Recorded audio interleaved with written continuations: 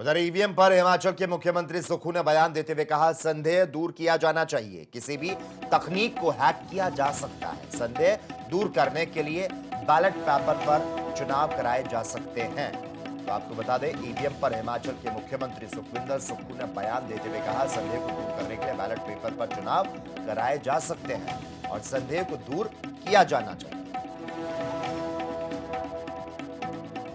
देखो, लोकतंत्र में ये सब चलता है। भारतीय जनता पार्टी 2 MP हुआ करती थी, उसके बाद चलता है। और तीसरी बात यह है कि जब किसी पर शक होता है, जब जो ईवीएम बनाने वाले उन्होंने बंद कर दी, तो एक बार जनता की मांग को रखते हुए बैलेट पेपर पर हो जाए, कोई फर्क नहीं। शक शुबा दूर करना ना। अब टेक्नोलॉजी तो कोई भी है, किसी भी टेक्नोलॉजी को हैक किया जा सकता है। वो तो जो टेक्नोलॉजी के ज्ञाता है एलन मस्क, उसने भी बोला है। तो अगर शक दूर करना हो तो एक बार हिंदुस्तान में बैलेट पेपर पर भी चुनाव हो जाए तो शक भी दूर हो जाए। धन्यवाद।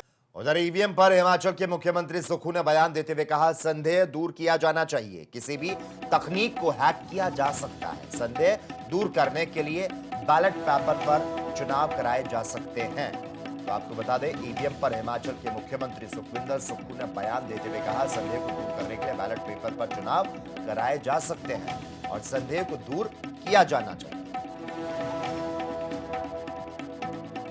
देखो, लोकतंत्र में ये सब चलता है। भारतीय जनता पार्टी 2 MP हुआ करती थी, उसके बाद चलता है। और तीसरी बात यह है कि जब किसी पर शक होता है, जब जो ईवीएम बनाने वाले उन्होंने बंद कर दी, तो एक बार जनता की मांग को रखते हुए बैलेट पेपर पर हो जाए, कोई फर्क नहीं। शक शुबा दूर करना ना।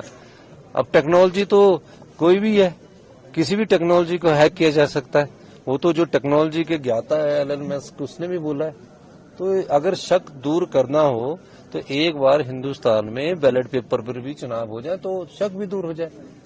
धन्यवाद। उधर ईवीएम पर हिमाचल के मुख्यमंत्री सुक्खू ने बयान देते हुए कहा, संदेह दूर किया जाना चाहिए। किसी भी तकनीक को हैक किया जा सकता है। संदेह दूर करने के लिए बैलेट पेपर पर चुनाव कराए जा सकते हैं। तो आपको बता दें, ईवीएम पर हिमाचल के मुख्यमंत्री सुखविंदर सुक्खू ने बयान देते हुए कहा, संदेह को दूर करने के लिए बैलेट पेपर पर चुनाव कराए जा सकते हैं और संदेह को दूर किया जाना चाहिए।